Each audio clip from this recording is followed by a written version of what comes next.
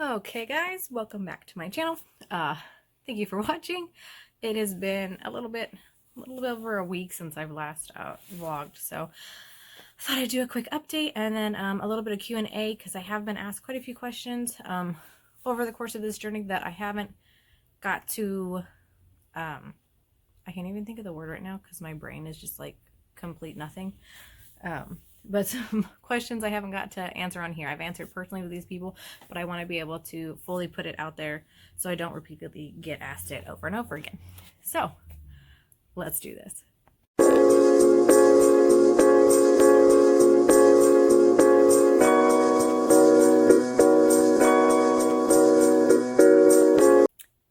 Okay, so let's start off with current surrogacy journey update.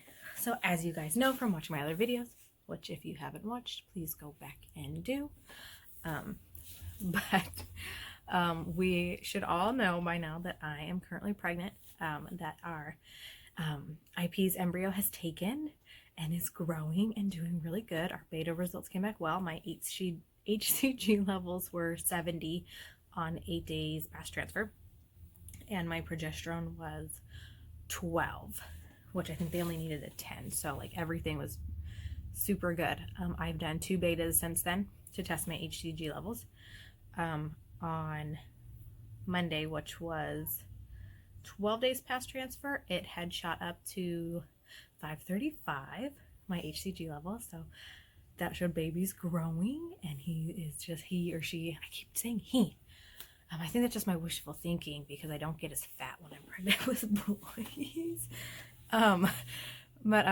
Yeah, so baby's doing good. I went back again on Wednesday, so 14 days post-transfer, and it had shot up to 1613. So, I mean, like, we're doing super good. With those HCG levels put me at 5 weeks. I'm not sure how accurate that actually is. I did a IVF calculator on Google. I Googled it. And according to that, I am also 5 weeks pregnant. But I do go in on February 20th for an ultrasound so they can measure the baby and the sac and the yolk and see how well it's developing and hopefully get a more accurate due date so we know exactly how far along I technically am. Try and get a little more accurate, I guess. But hopefully when we go in, we will be further along to see a heartbeat. I don't think we'll be able to hear it yet, but we should be able to see it on the screen. So my case manager is going to go with me so she can record the ultrasound and show mom, baby, and baby's heartbeat. And I'm just like, I'm so excited. Like, these are the things that like get me emotional, is like the heartbeat. So I'm really excited to see mom get excited. And like, that's just gonna, I'm so hormonal, I'll probably cry. I've cried like the dumbest things right now. But yeah, so that is where we are at so far. As for feeling pregnant, I still don't. I mean, I'm starting to get nauseous here and there. Like, we went out to eat the other day and water was making me feel sick, which is super weird because that's all I drink. I'm not a soda person. I kind of drink milk here and there. I've noticed when I'm pregnant I drink more milk than I usually do, but I'm not a big milk fan. I like beer, but I can't have that right now. So I literally live off water. So water was making me nauseous the other day and I was like, this is stupid. So hopefully that goes away because I'll cry, which is so funny because I was talking to somebody the other day and that was one of the things for her too. Water made her nauseous. And I'm wondering if I'm just feeding off that and like psyching myself out. But let's hope that I can drink water because that's like my thing. But yeah, so nausea is starting to hit here and there. Still no weight gain, but I'm still super bloated, still peeing constantly. I know you guys love when I talk about that. Still tired. I can literally sleep 12 hours a day and still take like 3 naps. It's ridiculous. But yeah, cramping's pretty much gone away. And yeah, to start our Q&A too, because I keep getting asked what symptoms I've had and what symptoms I usually do when I'm pregnant to see the similarities. So with my 3 kids, I always knew I was pregnant because my TMI, sorry, I'm going to go there. We're going to get personal. My nipples get really brown. I'm Hispanic. So even though I'm super pale, my nipples remember that they're Mexican and they turn brown, like straight up chocolate. So that's usually my first tell. And then and then I get nausea, and then my boobs get sore, and then we start the whole process. I haven't had any of those yet. The nausea, I mean, is just now hitting, but my nipples are still pink. My boobs don't hurt. Like, it's very strange. So as for when I start to, if I could feel that I was pregnant or whatever, like, I honestly, if I didn't take pregnancy test, I probably would right now just think that I'm getting food poisoning here and there, just randomly. Like, I really don't have a lot of symptoms, and my nausea is not that bad. And it hits at the weirdest time of day. It's not like it's morning sickness where every morning it'll be like 6 o'clock in the evening, and I'll go and eat a licorice, and all of a sudden be like, oh, I don't feel good. So it literally just feels like, oh, I ate something bad. Just super random. As for other Q&As, I had recently talked to another surrogate, talking about whether going through an agency or doing an independent surrogacy. Now, this is something that I found a little harder to talk about because this is my first surrogacy. Sorry, I'm going to zoom in a little bit. This is my first surrogacy, so I don't really have that independent experience to talk about. But I can say, going through what I've gone through now, that I don't think I could personally do it independent because it's a lot of work on my case manager. Like, I see all the things she has to do for me, lining up stuff with the clinic and making my profile and the insurance crap, which I'll get into that in a second because I didn't know about a lot of that. There's just like a lot of little tedious things that I didn't know had to be done until starting this process, and I can't imagine of doing all that on my own my first time around. Maybe if I've done this like 2-3 times, then I could figure it out and do an independent one. The girl I was talking to, I think she'll do fine doing independent because she's had a problem with an agency and restrictions and stuff, and she's already found somebody who really likes her and wants her to be her surrogate. So I think she'll end up doing fine on her own. I just think for me personally, it's a lot more pressure and stress than I want to deal with. One of the things, like, I didn't know when I got into this is how the insurance works, which I keep getting asked how that works too, because I have friends that are on Medi-Cal that want to be or government assistance or whatever and want to be surrogates, and a lot of agencies won't take you if you're on a type of government assistance. I don't for sure know the reasoning why on that. My guess is because it can change your financial situation, and when your surrogacy ends, it might end up throwing you off of that assistance. So when you have no longer the money you're getting from surrogacy, the compensation, you're also kicked off all your government assistance. So you might end up in a worse financial standpoint, and I don't think they want to deal with that. Along with, I think, with a lot of intended parents, they want somebody who is financially stable and in a stable environment, and don't want to have to worry about if you're going to lose your home or if you can afford to feed you or your kids. Like, they don't want to have to deal with that extra stress. They want somebody who's already comfortable and in the most pleasant situation that they can be in. So I think that might be the reason. That's what I'm assuming. Don't quote me on that. So yeah, but coming back to it, some agencies will accept people that are on Medi-Cal, and a lot don't. But realistically, it shouldn't matter.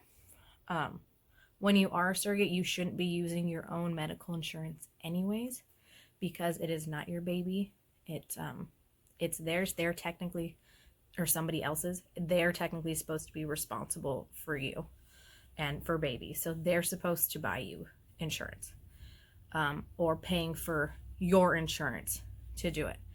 The safest and most legal way is them to purchase you your own insurance packet or whatever, and then go that way. Some agencies will let you keep your insurance, and intended parents will just pay for your insurance, which is kind of a gray area because technically they are paying for it, but it's still technically your insurance. But being on Medi-Cal, you cannot use your Medi-Cal during your surrogacy. It is fraud. Sorry. So make sure you check things with that. So that's one of the things I didn't know until I started this process. So if I would have been doing this on my own, I would have done that. I could have been kicked off my Medi-Cal. My kids could have been kicked off Medi-Cal, and like, it would have sucked. And I have regular insurance too. Medi-Cal's my secondary. So it's like I would have relied back to that, and then I can't use that, and I have to wait for the new packet, and it just becomes this huge mess. So yeah, so you want your intended parents to buy your insurance or go through your agency, and your agency will hook you up and have it come out of your escrow account or whatever. So speaking of escrow account, we will go into that. So when you are being compensated for a surrogacy, you aren't getting like monthly checks. I don't know if this is all agencies, but I believe a majority of them. You don't get like a paycheck every month. You go through an escrow account. So intended parents will have so much money put aside that they put into a escrow account, and you are paid through that account. You will hook it up to your account, whether it's savings or checking or whatever, and they will have set points on how they pay you. Typically monthly on a certain day, they will send money over, and then it processes, and then it hits your account. One of the reasons that they do this is because of taxes. Brings me to the next question I've gotten asked a couple times is if you become a surrogate, or if I become a surrogate, is it going to affect my taxes or my yearly income? Answer is it depends. Once again, super gray area. It kind of comes down to your agency and your contract. So if you are being compensated for your mental and physical well-being, it is not taxable. It is compensation, which is why a lot of the times they go through these escrow accounts. So it's not a paycheck.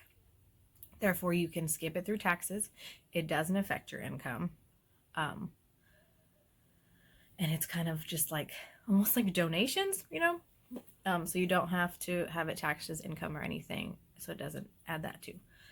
If not worded right, or if your agency sends you a 1099 for an independent contractor, you will have to pay taxes. It means they are taxing you. They are considering it income. You are being paid. You are not being compensated, and you will have to pay taxes on it.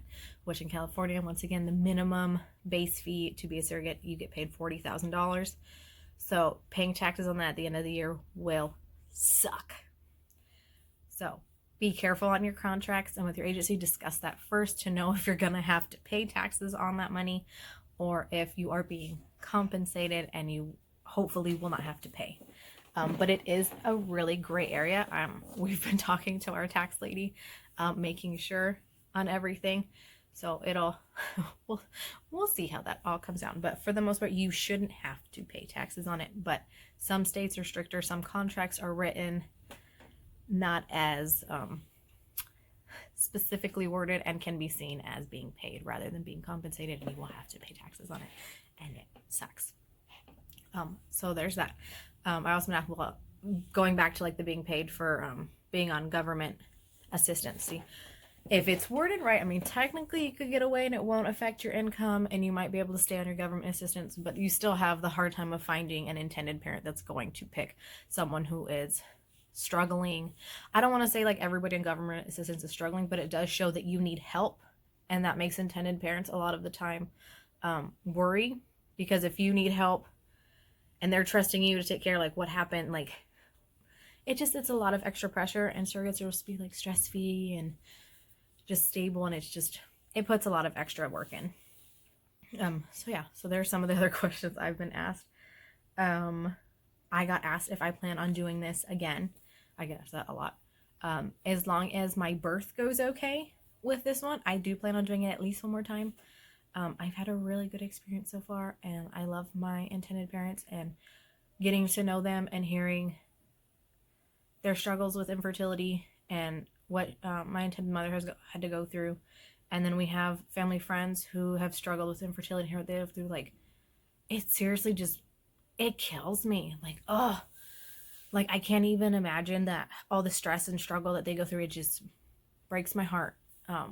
So I want to try and help as much as I can. So I would like to do it at least one more time. But yeah, I get asked a lot where my intended parents are from. I cannot say. I can say that they are in the U.S. A lot of surrogates, intended parents aren't typically in the U.S., surprisingly. When I was doing research for becoming one. I found out a majority are from China. Fun fact. Surrogacy is illegal in China along with IVF.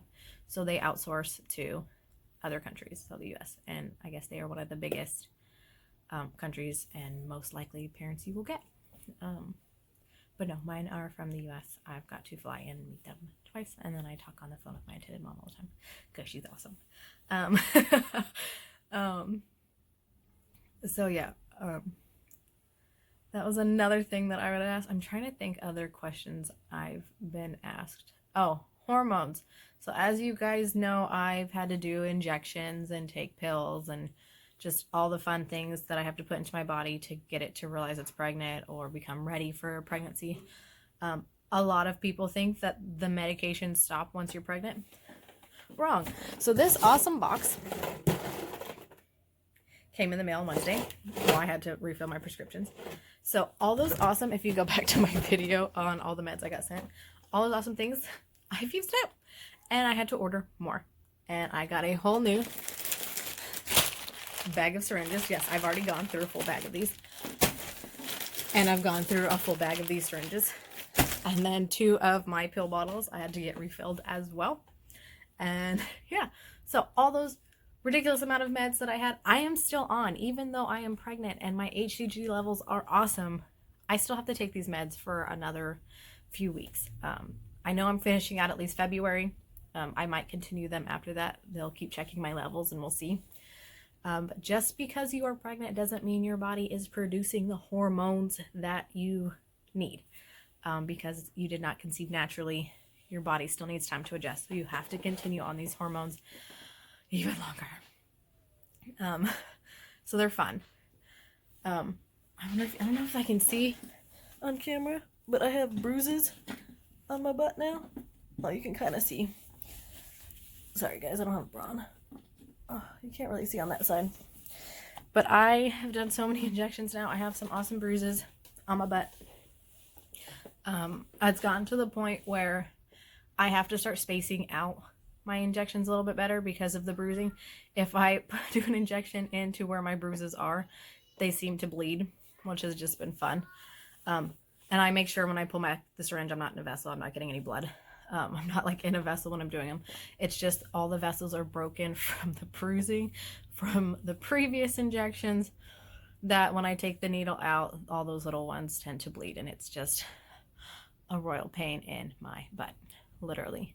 I will say, I know I said when I started injections and hormones that they didn't hurt, but they were sore after. My soreness has gone away. I'm not really sore after them, maybe for like an hour or two, but I mean, they're pretty good. I don't use a heating pad anymore because embryos don't like heat. So I kind of just massage my oil, but my soreness isn't too bad anymore. I think I'm adjusting. But I will say actually poking myself now is a little more tender because the skin is so damaged there. So that has been fun. There's my husband snoring. We went almost a full video without him snoring. So yeah, so that was another thing. Still on those. Bruising sucks. Starting to get painful, but the soreness is going away. So that's a total flip. But yeah, I'm trying to think of other things I've been asked. I got asked if I get to pick my own OBG or if I get assigned one. So when I'm doing my blood work and ultrasounds now, they have to be, the results needed to be stat. So I would go to whatever clinic I was told to go to. After my ultrasound, which I can go to my OB to do, but I'm going to try and go to a diagnostic center just because they have better ultrasound machines to do my ultrasound to measure. After that, I did get to pick my own OBG, which is the one I've been using for the last, shoot, how old am I? 26? So the last like 12 years. So I'm going to continue to see him, and I love him. So yeah, I do get to pick it. Most places let you pick your own. Other questions I'm asked. I'm totally brain farting so bad right now. I think that's all I can think of at this moment in time. If I didn't answer one of your questions because I am spacey and ditzy and just sad, feel free to comment down below and re-ask me, and I'll address it in the next video. I am going to do another video this upcoming week of the ultrasound. The video that we're going to send to the intended mom, I'm going to try and see, as long as it doesn't get too personal, I'm going to try and use that to post on here as well, so you guys can see the ultrasound and what they're measuring. Yeah, so I'll have that update up soon. And I think that's everything. So thank you guys for watching and keeping up with my journey. Feel free to ask me questions, more questions. I love answering these. I really do. Yeah, feel free to comment below. Don't forget to like and subscribe so you can continue to follow my journey. Feel free to share, so if other people have questions or want to know things, you can refer them back to this video. Feel free to watch all my other videos and stay up to date. And yeah, I will see you guys next week after my ultrasound. Thanks for watching. Bye.